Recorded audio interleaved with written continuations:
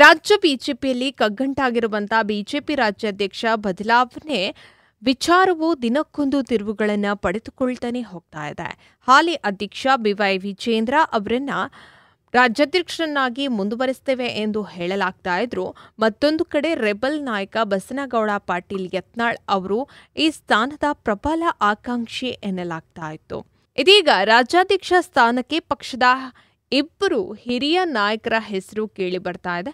ವಿಜೇಂದ್ರ, ಬಸನಗೌಡ ಪಾಟೀಲ್ ಯತ್ನಾಳ್, ಕುಮಾರ್ ಬಂಗಾರಪ್ಪ ಸೇರಿದಂತೆ ಹಲವಾರು ಜನರು ರಾಜ್ಯಾಧ್ಯಕ್ಷ ಆಗುವಂತಹ ಆಸೆಯನ್ನ ಇಲ್ಲಿ ತೆರೆದಿಟ್ಟಿದ್ದಾರೆ. ಈ ಮೂಲಕ ಬಿಜೆಪಿಯಲ್ಲಿ ಬಣ ರಾಜಕೀಯಕ್ಕೂ ಅಂತ್ಯ ಹಾಡುವಂಥ ಅಂದಾಜಿನಲ್ಲಿ ಕೂಡ ಇದ್ದಾರೆ. ಆದರೆ ಹೈಕಮಾಂಡ್ನ ಈ ಬಗ್ಗೆ ಇನ್ನೂ ಯಾವುದೇ ಆದಂಥ ನಿಲುವನ್ನು ತೆಗೆದುಕೊಂಡಿಲ್ಲ.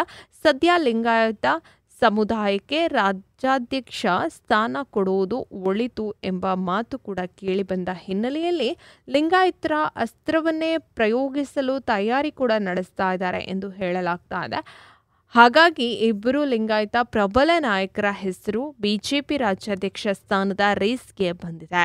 ಕೇಂದ್ರ ಸಚಿವರು ಆಗಿರ್ತಕ್ಕಂಥ ವಿ ಸೋಮಣ್ಣ ಅಥವಾ ಮಾಜಿ ಸಿಎಂ ಹಾಲಿ ಸಂಸದ ಬಸವರಾಜ ಬೊಮ್ಮಾಯಿ ಅವರಿಗೆ ಬಿಜೆಪಿ ರಾಜ್ಯಾಧ್ಯಕ್ಷ ಸ್ಥಾನವನ್ನ ನೀಡುವ ಬಗ್ಗೆ ಭಾರಿ ಚರ್ಚೆ ಕೂಡ ನಡೀತಾ ಇದೆ.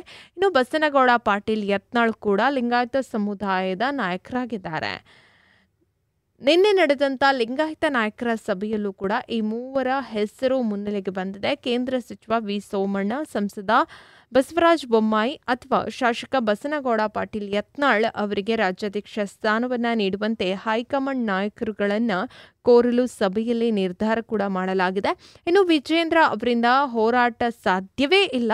ಒಂದು ವೇಳೆ ಅವರೇ ರಾಜ್ಯಾಧ್ಯಕ್ಷರಾಗಿ ಮುಂದುವರೆದರೆ ಪಕ್ಷಕ್ಕೆ ಭಾರಿ ನಷ್ಟ ಮಾತ್ರವಲ್ಲದೆ ಲಿಂಗಾಯತ ಸಮಾಜಕ್ಕೂ ಕೂಡ ನ್ಯಾಯ ಸಿಗೋದಿಲ್ಲ.